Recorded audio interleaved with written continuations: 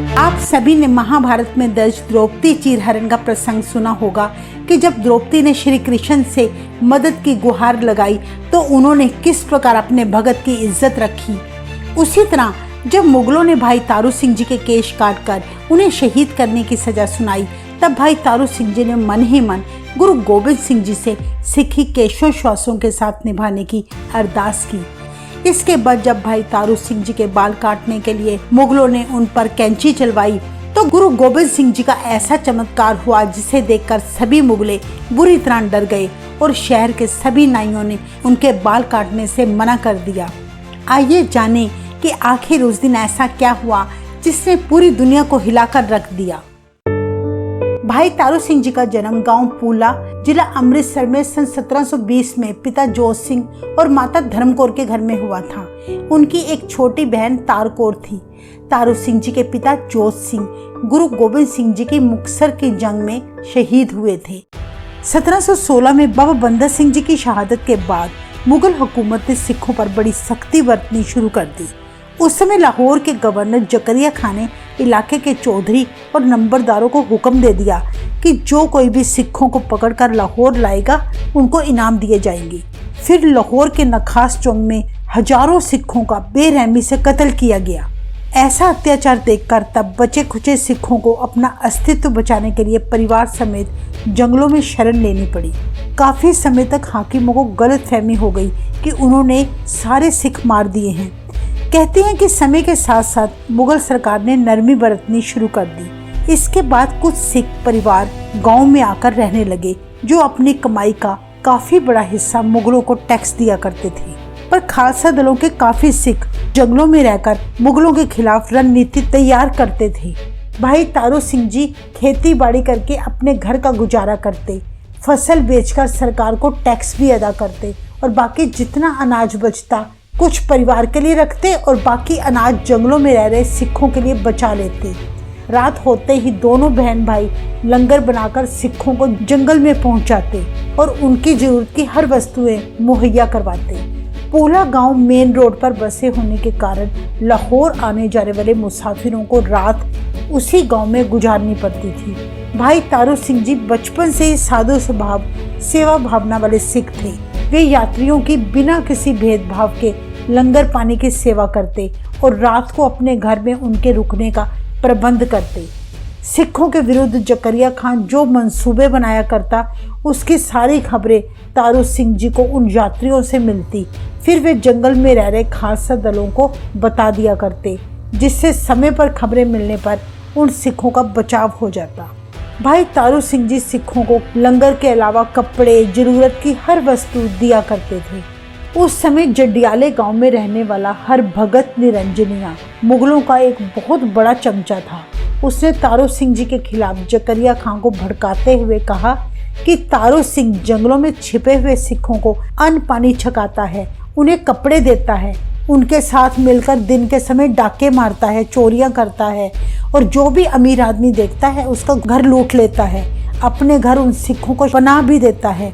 तब निरंजनिया ने जकरिया खान को कहा, जनाब मैंने तो यहाँ तक सुना है कि वो आपको मारने के मंसूबे बना रहा है, इसलिए जल्दी से जल्दी आप तारू सिंह जी को पकड़कर उसका कत्ल करवा दो। जकरिया खान ऐसी बातें सुनकर घबरा गया। तारू सिंह जी को गिरफ्तार करने का हुक्म सुना दिया। जब मोमन खान तारू सिंह जी को पकड़ने उसके गांव पहुंचा तो गांव पूला और उसके आसपास के रहने वाले सभी लोग, चाहे वो हिंदू थे, मुसलमान थे और सिख थे, सब इकट्ठे होकर भाई तारू सिंह जी के घर आ गए। उनकी गिरफ्तारी करने का विरोध करने लगे। तब तारू सिंह जी ने उन्हें सबको बड़े प्यार से समझाया कि लाहौर की पुलिस पर हमला करना ठीक नहीं है। मैंने जकरिया खान के सामने पेश होकर सच्चाई सामने लानी है। जकरिया खान ने अभी तक बहुत जुल्म किए हैं, हमारे सिख भाइयों का बहुत कत्लेआम किया है। भाई मनी सिंह जी जैसे संत के बंद बंद काटे हैं। तारू सिंह जी ने कहा, मैं शहीदी जाम तो पीऊंगा ही, पर इस जालम जकरिया खां को मैं अपने आगे लेकर जाऊंगा। इसका नरकों में जाना निश्चित है। इस दुष्ट को जुल्मों की सजा मिलनी बहुत जरूरी है, इसलिए आप सब शांत हो जाएं। हम सबको प्रभु की रजा में रहना चाहिए। असल में सारे लोग भाई तारू सिंह जी को करने वाला दरवेश मानते थे, इसलिए उन्होंने उनकी कोई बात ना काटी। कहते हैं इसके बाद तारू सिंह जी को लाहौर ले जाकर जकरिया खां की कचहरी में पेश किया गया। जकरिया के सामने खड़े होते ही उन्होंने गरज कर फतेह बुलाई। ये सुनते ही जकरिया खां तिल मिला उठा, बोला, तारू सिंह, ये तुम्हारा गुरु गोबिंद सिंह जी का दरबार नहीं है, यहाँ फतेह नहीं चलती, यहाँ तो मेरे आगे सबको सजदा करना पड़ता है, सिर झुकाना पड़ता है। तारू सिंह जी बोले, ये तो तेरा मामूली सा दरबार है, हमारे गुरु गोबिंद सिंह जी की फतेह तो लोक परलोक में चलती है। गुस्से से आग बबूला होकर जकरिया खां बोला, तेरी सारी करतूतें मैं जानता हूँ। तू सरकार के बागी सिखों को लंगर पानी छकाता है, जरूरत की हर चीज मुहैया कराता है, तू डाके डलवाता है। तूने सिखों के साथ मिलकर हमारे बहुत सारे हाकिम मरवाए हैं। ऊपर से तूने संतों वाला वेश धारण किया हुआ है ताकि तेरी करतूतों पर किसी को शक ना हो। मुझे तो तेरी जवानी पे तरस आता है। तू इस्लाम अपना, कलमा पढ़, फिर तेरी जान बच सकती है। भाई तारू सिंह जी पर जकरिया खां ने बड़ा जोर लगाया कि किसी तरह वो इस्लाम कबूल कर ले, डर जाए। तब जकरिया खां कहने लगा, तुझे धन दौलत से माला माल कर दूंगा, ऊंची पदवी दूंगा, तेरी जान भी बख्श दूंगा, पर शर्त यह है कि तुझे सिक्खी छोड़नी पड़ेगी। तारू सिंह जी बोले, जकरिया खां, दौलत हमेशा साथ रहने वाली वस्तु नहीं है। जो अपने धर्म में रहकर आत्मिक आनंद मिलता है वो दुनिया की झूठी दौलत नहीं दे सकती। ये जितने ऐशोराम और सुख सुविधाओं की बातें जो तू मुझसे कर रहा है, ये तख्तो ताज, ये शोहरतें, सब एक दिन खत्म हो जाना है। इस थोड़े से सुख के बदले अपना सिख धर्म क्यों छोड़ूं? ये सुनकर जकरिया खां बड़ा चिढ़ गया। बोला, ठीक है, फिर ले तू झूले चरखड़ी के, देख अब तेरा शरीर कैसे टुकड़े टुकड़े होता है, फिर तू तरसेगा कि मेरी जान बख्श दो। तारू सिंह जी को चरखड़ी के ऊपर लिटा दिया गया, जिसकी तेज धार वाले दंदों ने उनके शरीर को चीरते हुए रुई की तरह उनके चीथड़े उड़ा दिए। अत्यंत दर्द सहन करते हुए भी भाई तारू सिंह जी के गले से सी तक न निकली। यहाँ ये विचार करने वाली बात है कि हमारे जैसे आम इंसान को जरा से भी चोट अगर लग जाए तो हम डॉक्टर को ढूंढते हैं, पर गुरु के सिखों में ये कितनी प्रबल शक्ति मौजूद है। श्री गुरु ग्रंथ साहिब जी में लिखा है, गुरु के सेवक को दुख ना व्यापे, यानी जो गुरु का सेवक है उस पर बानी का ऐसा नशा चढ़ा होता है कि उसे भारी दुख भी दुख नहीं लगता। कहते हैं कि उसके बाद तारू सिंह जी बेहोश हो गए। काफी देर तक होश आने के बाद जकरिया खां बोला, क्यों गुरु के सिख, चरखड़ी पर चढ़कर स्वाद आया? तब तारू सिंह जी बोले, अगर स्वाद पूछता है तो एक आध झूला तू भी लेकर देख ले, पता चल जाएगा कैसा आनंद है चरखड़ी पर चढ़कर। जकरिया खां असल में तारू सिंह जी के मजबूत इरादों को तोड़ना चाहता था, उन्हें हराना चाहता था, पर भाई तारू सिंह जी गुरु गोबिंद सिंह जी के सिख थे, आखिर कैसे टूट सकते थे? जकरिया खां सोचने लगा, चरखड़ी ने तारू सिंह जी के शरीर के चीथड़े उड़ा दिए हैं, पर इसकी जुबान अभी तक बंद नहीं हुई। गुस्से में भर के बोला, जिन केशों पर तुझे बड़ा मान है ना, मैंने जूतियां मार मार के तेरे सारे केश ही झाड़ देने हैं। प्राचीन ग्रंथ पंथ प्रकाश में लिखा है, जूतन साथ करूं बाल दूर, नायन कहियो सिर मुन्नो जरूर। जकरिया खां ने नाइयों को तारू सिंह जी के केश काटने का हुक्म सुना दिया। इन सब बातों से पता चलता है कि तख्तो ताज का पैसे का नशा इंसान को बोलने की तहजीब भी भुला देता है। पैसे और सत्ता के मान में वह भूल गया कि उसकी मौत भी आनी निश्चित है। तारू सिंह जी बोले, जकरिया खां, मैंने अपने भूखे सिख भाइयों को लंगर पानी छकाया है, जो कोई अपराध नहीं है, पर तूने हजारों निर्दोष सिखों को क्रूर यातनाएं देकर मौत के घाट उतारा है। इसलिए तू मुझे क्या जूतियां मारेगा, मेरे केश क्या उतारेगा? मैं गुरु का सिख हूँ, प्रण लेता हूँ, अपनी जूती के जोर से तुझे अपने आगे लगाकर नरक पहुंचाऊंगा। पंथ प्रकाश में लिखा है, तब तारू सिंह उस कहियो, वह जूत तुम्हारे पाहें, जो सिख पूरे सतगुर तिन केस निभाहें। तारू सिंह जी बोले, जूतियां तो तेरे सिर पर पड़ेंगी।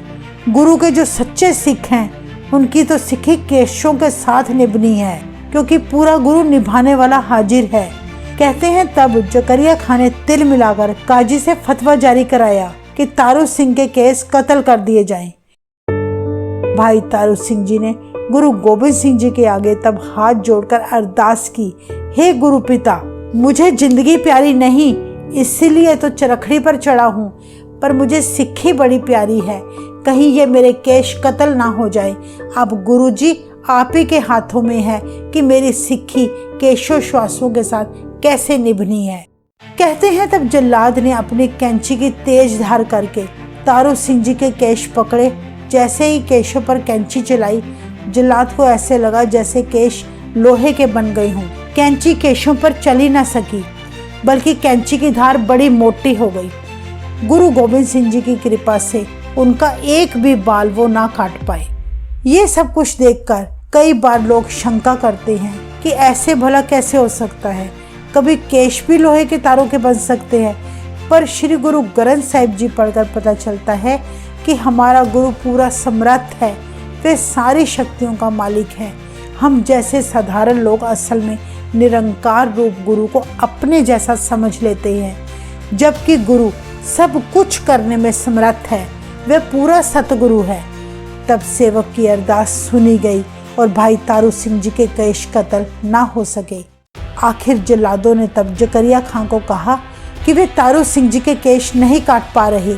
तब जकरिया खां गुस्से में आग बबूला हो गया, बोला, अगर तुमसे केश नहीं काटे जा रहे तो इस काफिर की खोपड़ी ही उड़ा दो। अगर खोपड़ी ही नहीं रही तो केश कैसे बचेंगे। इतने वचन सुनकर कोई आम आदमी होता तो बुरी तरह से घबरा जाता, पर तारू सिंह जी ये सुनकर आनंद से भर गए, क्योंकि उन्हें विश्वास हो गया कि उनकी अरदास गुरु ने कबूल कर ली। उनके केश बच गए।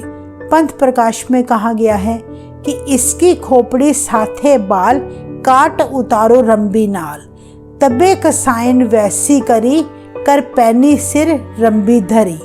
जकरिया खां ने कहा, रंबी से इसकी खोपड़ी उतार दो, केश अपने आप ही उतर जाएंगे। जल्लादों ने तब रंबी तीखी करके भाई तारू सिंह जी के माथे पे रखी और हथौड़े से रंबी पर चोट की, जिससे खोपड़ी को चीरती हुई रंबी खोपड़ी के पीछे से निकल आई। फिर रंबी जोर से खींची तो सारी खोपड़ी उतर गई। जल्लाद ने भाई तारू सिंह जी की खोपड़ी अपने हाथ में पकड़ ली। भाई तारू सिंह जी का सारा शरीर खून से लथपथ हो गया। सबसे हैरानी की बात यह थी कि रंबी की इतनी चोटों के बावजूद भी भाई तारू सिंह जी के मुंह से सी तक न निकली। प्रभु ध्यान में मस्त होकर जपजी साहिब का पाठ पढ़ते रहे। भाई तारू सिंह जी ने गुरु जी के आगे शुक्रिया अदा करते हुए कहा, धन्य हो आप जिन्होंने मेरे केशों की रक्षा की है। खोपड़ी चाहे उतर गई पर केशों पर वैरियों की कैंची न लगने दी आपने। ये प्रभु नाम की ही शक्ति थी जिसके कारण भाई तारू सिंह जी का पहाड़ जैसा दुख भी उन्हें कांटे के समान महसूस हुआ। ज्यादा खून बह जाने के कारण भाई तारू सिंह जी बेहोश हो गए। तब ऐसा लग रहा था जैसे वो लहू के छप्पड़ में लेटे हों। जकरिया खां ने तब भाई तारू सिंह जी का शरीर एक खाई में फेंकवा दिया। सोचा कि अपने आप तड़प तड़प कर मर जाएगा। ऐसा कहर देकर लाहौर के लोगों में भी बड़ी दिलेरी आ गई। तब भीड़ में से कुछ सिख भाई तारू सिंह जी को रामगढ़िया की धर्मशाला में ले गए। उन्होंने हुकूमत और जकरिया खां की परवाह किए बिना ही भाई तारू सिंह जी की मरहम पट्टी की और तारू सिंह जी की देखरेख करने लगे। कहते हैं तब भाई तारू सिंह जी अपनी सारी दर्द भूलकर नाम सिमरन में जुड़ गए। जैसे ही जकरिया खां अपने घर पहुंचा, प्रभु की ऐसी करनी हुई कि जकरिया खां को पेशाब आना बंद हो गया। पेट दर्द से तड़प उठा। बड़े बड़े हकीम, बड़े बड़े वैद्य बुलाए गए, इलाज करवाया, पर उन्हें कोई आराम ना मिला। जकरिया खां को तब महसूस हुआ शायद उससे अपराध हो गया है। मैंने प्रभु के बंदे को बड़ी यातनाएं जो दी हैं। उसने भाई सुबेग सिंह को भाई तारू सिंह जी के पास माफ़ी मांगने भेजा। भाई तारू सिंह जी अंतर ध्यान थे, इसलिए भाई सुबेग सिंह खालसा दल जो जंगलों में बैठा था वहां पहुंच गया। उनके आगे विनती की। सारी बात सुनकर दल खालसा ने कहा कि भाई तारू सिंह जी ने जो वचन कहे थे वो पूरा होने का समय आ गया है। जकरिया खां का अंत निश्चित है। भाई तारू सिंह जी की जूती जकरिया खां के सिर पर जब जब मारी जाएगी तब तब उसका पेशाब आएगा। और फिर ऐसा ही हुआ। 21 दिन जकरिया खां के सिर पर भाई तारू सिंह की जूतियां पड़ती रही और तभी उसका पेशाब आता रहा। 22वें दिन जकरिया खां मर गया। ये वही जकरिया खां है जो भाई तारू सिंह जी को कहता था, जूतियां मार मार के तेरे केश उतार दूंगा। आज उसी जकरिया खां को तारू सिंह जी की जूतियां खाकर ही मौत नसीब हुई। भाई तारू सिंह जी 22 दिन तक प्रभु ध्यान में जुड़कर जिंदा रहे। जकरिया खां की मौत की खबर सुनकर तब तारू सिंह जी ने अपने प्राण त्याग दिए।